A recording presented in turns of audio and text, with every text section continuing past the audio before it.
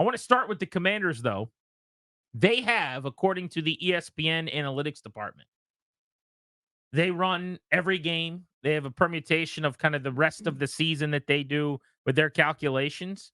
And they ran this, and they've got the Caps at the Commanders, more like it, at 45.2% likely to win the NFC East. They have them at over an 80% chance, by the way, to make the playoffs. Mm-hmm. They have them at a slightly below 50% chance to win the division, though. And I got to tell you, Danny, that's too low for me. They think it's more likely that the Eagles, who they give a 51 and change % chance to win the East, finish number one in the division than Washington, who's at 45.2%.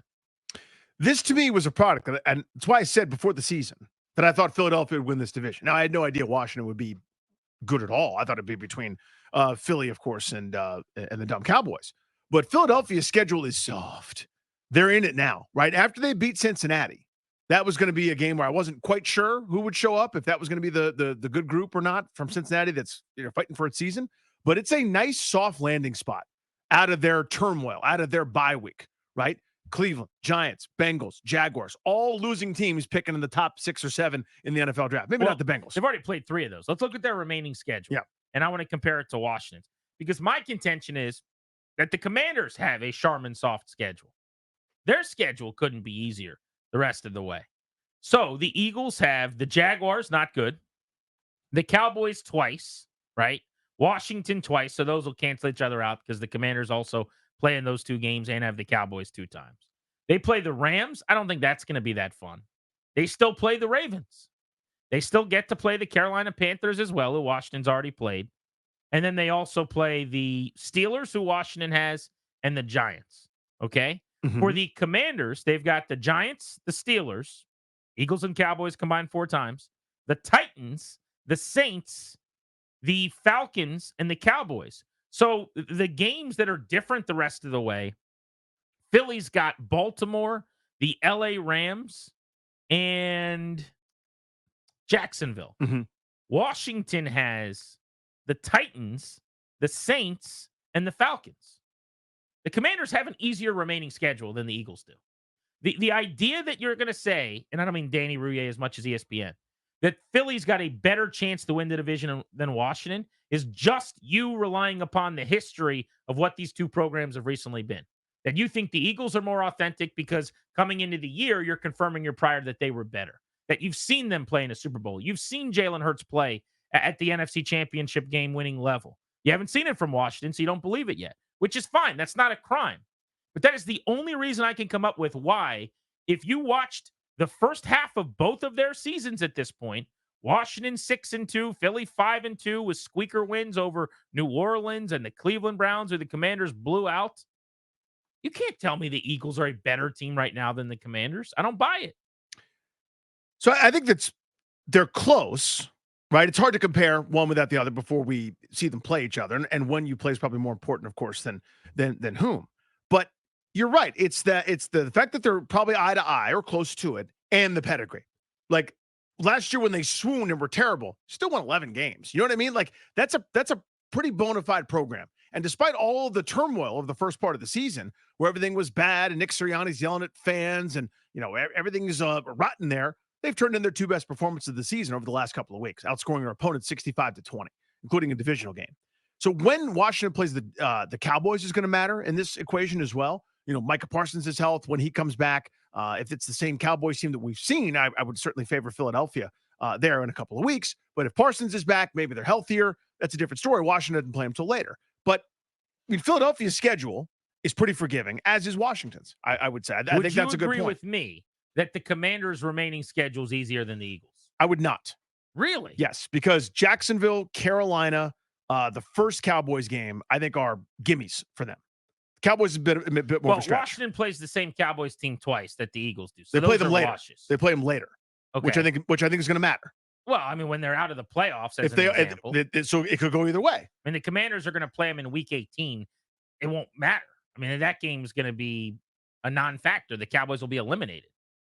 There is one bad team remaining on Washington's. Two two out of it, irrelevant, probably should trade everyone at the trade deadline teams on Washington's schedule, Tennessee and the Saints, right? Other, divisional games, the Giants aren't any good, but I'll let you know when they pull away from the Giants. I'll let you know when they dominate the Giants at any point in time in my lifetime. I'll see you there. But for Philadelphia, you add up Jacksonville, Carolina, both teams that are relevant, and I've already started to trade people away. So it's pretty similar. And then they're playing Dallas at a better time, I would say. They play Baltimore still. That is better than any team on Washington's schedule. Mm-hmm. So that is a tough game. I don't see a game the Commanders play right now on their schedule, and it could change, where they're going to be more than a couple of point underdog, or it's a pick 'em or their favorite. What game, if they played it today, would you be surprised if they won? None of them. Yeah, so for me, I would say I'd be surprised if the Eagles beat the Ravens. I'm glad Washington doesn't have to play the LA Rams in a few weeks. I think that's probably the second hardest game either team's going to play outside of the division. You can make the case the Eagles have both of those. Now, the Steelers is maybe harder than that, but both of them play the Steelers. So they both do. I'm taking the common opponents out of it and just saying, who are the teams that they each play that the other one doesn't? I think if I'm ranking those, the two hardest games of those are both games the Eagles are going to be playing. I think that's fair. The Eagles haven't shown a propensity to fall apart against the Giants, I would say, whereas Washington it's going to be a 2-point game almost regardless. I mean, my point is it's not this giant gap where Washington is playing, 1AA schools and Philadelphia's got a buzzsaw. I think they're very eye of the beholder. I think they're pretty close. Yeah, I think though, like I look at common opponents so far this season, right? And the Browns, as an example, could have easily beaten the Eagles 20-16, and Washington throttled them 34-13. The Bucks blew both of them out.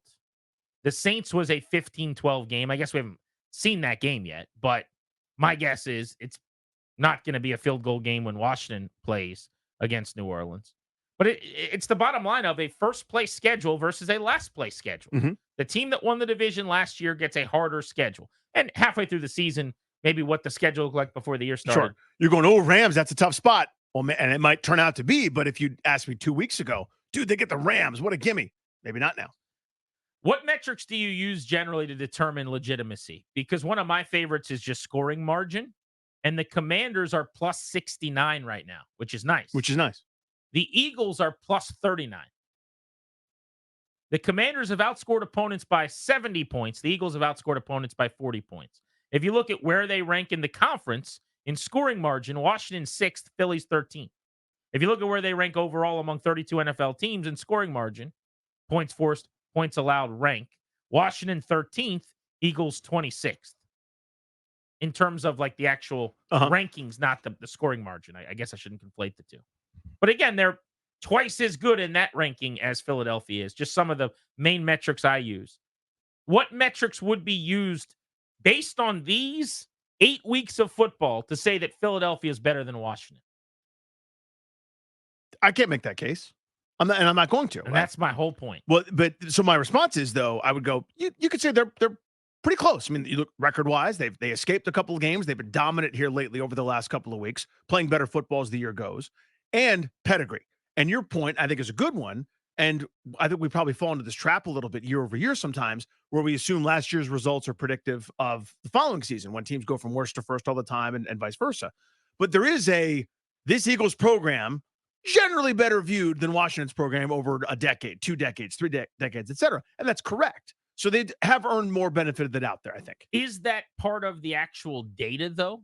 Because I'm not basing it on a power rankings or a likeliness that some guy who works for NFL.com is putting together for winning the division.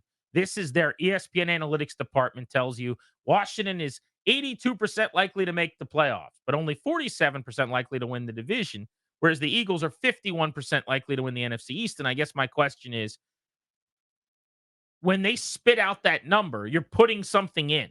I'm imagining it's record and a winning percentage of remaining opponents and home versus road and all those things. Is there a spot there where part of what you feed the engine that eventually prints out that number is here's the record for this team over the last 3 years? Because that's an idea of, or is it a fluke or is it not? I don't know the answer to that. I don't either. I wouldn't assume so, right? I mean, so that's what I'm wondering is like, how does it tell you if it's just using the information without looking like the rest of us are? Because I can look at the Eagles and the Commanders and say, oh, I trust the Eagles a lot more than Washington because Washington's Washington. They're going to Washington. But how does the computer looking at only those numbers say, It's a great question. this team with the harder schedule, who hasn't been as good so far this season, is actually going to overtake the team that's been better? So I would assume, and again, I didn't put any numbers in any machine, but this is my best guess here. Yeah. No, take it back. I invented the whole thing. So my best guess would be they do predictions for week 1, even though we don't know anything yet. We think we do based on last year and off season and whatever kind of data. I would guess if there's a Jalen Hurts in November in his career has done X, does that number get in there? Nick Sirianni has gone for it X number of times after halftime when trailing. Does that go in there?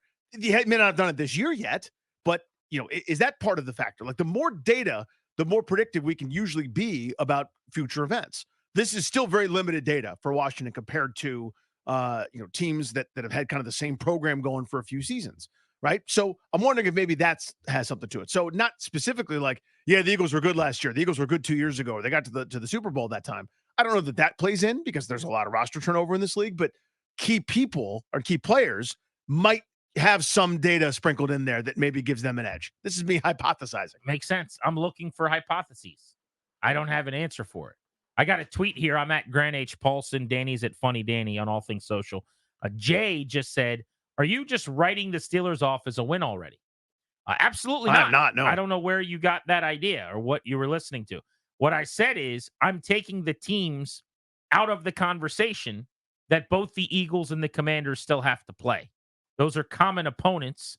So if I'm trying to figure out who has a easier remaining schedule right now, then I'm looking at the games that only one of the two teams has to play and how do those schedules differ? Because otherwise you're playing the same Dallas team twice. You're playing the same Pittsburgh team. Pittsburgh could sweep both of those NFC East games. Would not surprise me. I would tell you, though, I'm not afraid of the Steelers because while their offense has been a lot better the last 2 weeks with Russell Wilson at quarterback, I don't trust him, and I don't think their offense is that good. I can't wait for that game because I think it's going to be a blast to watch Washington's offense operate against the Steelers' defense. And by the way, that game is at home a week from Sunday. That's going to be a lot of fun. Yes, indeed. I got some good memories over the years of Steelers games at home. None of them fun memories of wins, but of just the invasion of the terrible towels and the atmosphere being awesome because it's almost like college vibes of half the stadium being Steelers fans, half being Commanders fans. And I actually think that'll be a nice little test for where we are in terms of pushing some remember tickets. Those takeovers. What was it, week 1 a few years ago? I remember that it was the entire stadium was black and gold. Not the new Washington uniforms that they wear as the alternates, but the actual Steelers colors. That was 2016, I think. Sounds right. Yeah. They lost the opener. I think Antonio Brown beat Bashad Breeland for a couple of touchdowns, if memory serves. That was a lot of momentum going into that game. We thought maybe the Commanders were about to be, at the time they were the Redskins, good because they were coming off of their 4-game winning streak at the end of 2015 to win the division. And then remember, they were up 11-0 on the Packers and Aaron Rodgers at home in a playoff game before they lost that playoff game. One hard count changed the world. Yeah, it certainly did. Which Robert Saleh probably wouldn't have liked Aaron Rodgers doing. Oh, you can't do that. You just we got to clean up those counts.